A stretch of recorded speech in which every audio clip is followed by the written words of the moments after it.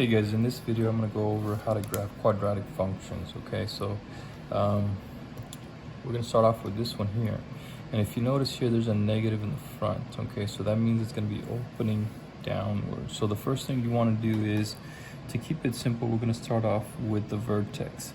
So we're going to need the vertex formula, x equals negative b over 2a. That's what you always want to start with.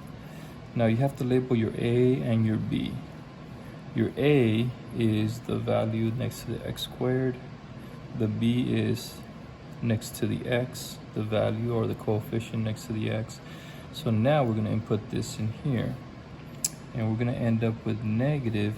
The value of b is another negative, so it's a negative 8 all over 2 times a, which is negative 2. So if you look at it closely, this double negative becomes a positive over negative 4. So 8 divided by negative 4 is negative 2. And this is the part you have to be very, very careful, because if you mess this up, then everything else is just going to be wrong. So just be careful with that, okay? Remember, your a value's here, your b value's there. The formula is negative b over 2a. Now that we have here, remember, we're trying to find the vertex point. We're going to plug this guy in here and here. So we're going to do y equals negative 2. Okay, we're going to plug in negative 2 minus 8 times negative 2 minus 4. And the biggest mistake students make is they do negative 2 times negative 2, and that's wrong. You have to evaluate the exponent. So negative 2 to the second power, that's going to become positive 4. Okay, negative 2 times negative 2. Then you're going to multiply it with this negative 2 on the outside. This is going to become a positive 16. Okay. And then over here, you're going to have negative 8 plus 16 minus 4. Okay, negative 8 plus 16 is 8. 8 take away 4 is 4. So your vertex, I'm going to put V for vertex, is negative 2 comma positive 4. So I'm going to come over here to my graph. Negative 2 is here, positive 4 is over here. Now remember, this guy's going to be opening downward. How do I know that? Because there's a negative there. Okay, now that's the hardest part. Now remember, through there you're going to have this line of symmetry, this axis of symmetry, which is very, very helpful to graph it, because parabolas are symmetrical. So now we're going to go ahead and find the y-intercept. To find the y-intercept, you're going to set the x equal to 0. Okay, so we're gonna zero out the x's. Okay, and what that means, I'm going to use my original, so we're going to plug in a 0, and after a while you can probably do this very quickly. This becomes 0, that becomes 0, that becomes a negative 4. So our y-intercept is 0 comma negative 4. So I'm going to come over here, 0 negative 4 is right here. So from that point I'm pretty much done, because if you notice, this point, the y-intercept is 2 units from the axis of symmetry, 1, 2. So I'm going to go to the left, 1, 2, right here, because it's symmetrical. And so then I'm going to do this, go up here, and then come down here, making sure I cross those 2 points. And that's it. That's the easiest way to graph a quadratic. Okay. All right, let me go ahead and do another one, because sometimes your teacher might ask you to use what's called the roots. Okay, so I designed this problem to be able to do that. So let's go ahead through the steps. It says find the vertex of the function. So we're going to do the same thing. X equals negative b over 2a. Okay, our a value is 1. Our b value is negative 4. Okay, so we're going to get x equals negative. The b value is another negative 4, so you're going to have a double negative. So be careful with that. The value of a is 1. So you're going to have x is equal to positive 4 divided by 2, which becomes positive 2. So we have our x value is equal to 2. Okay, so remember, be careful with this step, because that's the most crucial, most important part. All right, so x equals 2. Remember, it's a vertex, so it's a point. So we need y now. We're going to take this x, we're going to plug it into here. So now we're going to go y equals 2 to the second minus 4 times 2 plus 3. 2 to the second is 4. 4 times 2, that's 8, minus 8 plus 3. And remember, you want to go from left to right. So 4 minus 8, well, that's negative 4. Negative 4 plus 3, that becomes negative 1. So your vertex point is 2 comma negative 1. I'm going to come to my graph. I'm going to plot 2, negative 1 right here. And guys, remember, when you're graphing points, you start from the center. You go left, right, and then you go up, down. So you're going to run, and then you're going to jump, right? So from the center, you're going to run 2, and then you're going to go down 1. So that part is done, okay? That's the most important part. Remember, you have your axis of symmetry right here, okay? All right, from there, now, this is the part maybe your teacher's going to ask you to do. It says use the roots. The roots are what we call the x-intercept, okay? To find the x-intercept, okay, we're going to have to take our original equation here. So we're going to take x squared minus 4x plus 3. We're going to set it equal to 0, okay? That's when they ask you for the root. So we're going to solve it. So what we want to do is we want to find where it crosses the x-axis. So we have to solve for x. In order to solve a quadratic, okay, you have to factor it, all right?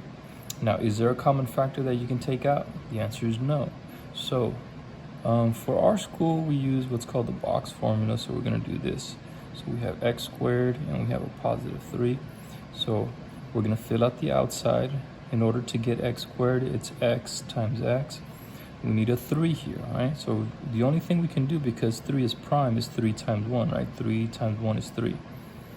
That's going to give me 3x, and that's going to give me 1x in here. 1 times x, x times 3. But these two here in the middle have to add up to the middle term right here, which is negative 4. So what I have to do, because this would add up to 4x, I'm going to make both of them negative. So that means the 3x would become a negative 3x, and the positive, or the 1x, would become negative 1x.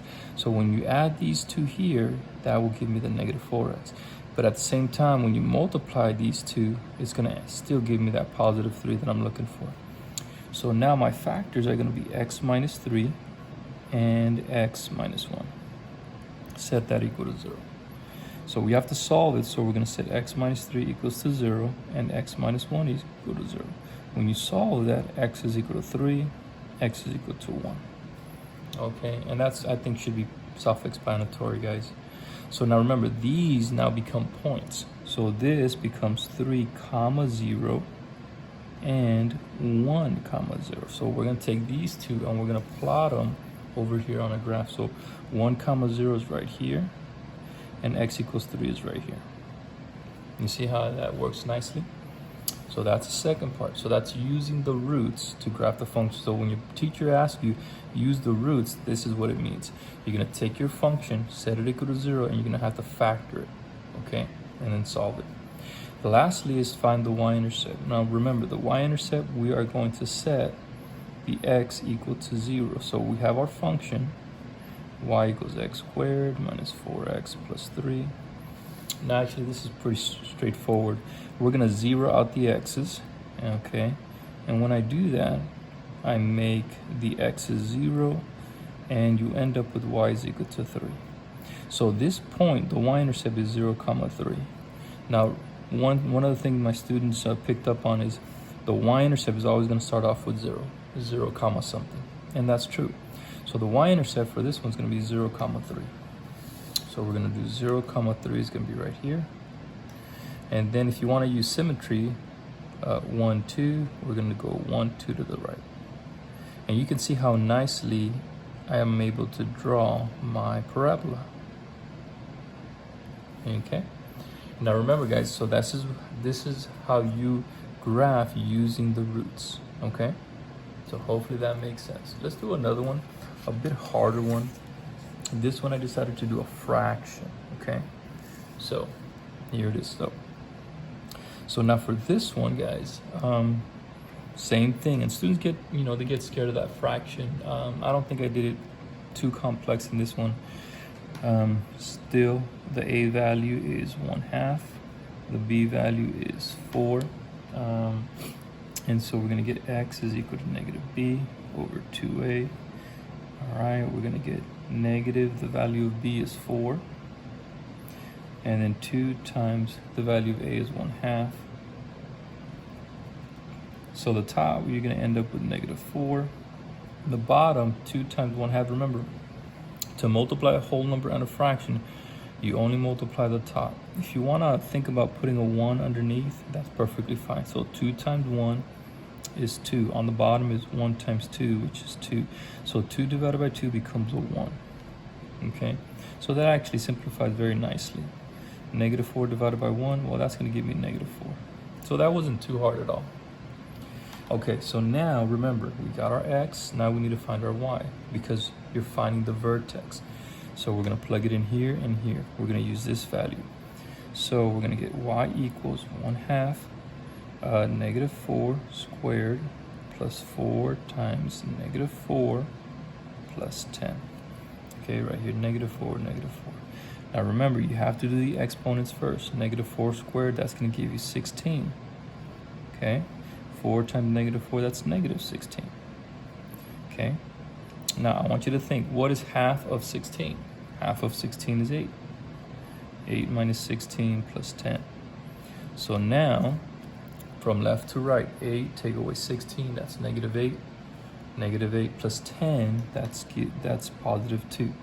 So your vertex is v for vertex, -4, comma, +2. Now I can go ahead and graph that. So -4, 1, 2, 3, 4, +2 is right here. That is my vertex, and I'm going to draw my axis of symmetry right here. All right, I'm halfway done, believe it or not. Okay, so I got my vertex point. Now I need my y-intercept. And you can already see, you know, the y-intercept is going to be +10. Okay, so remember, the y-intercept, you're going to set x equal to 0.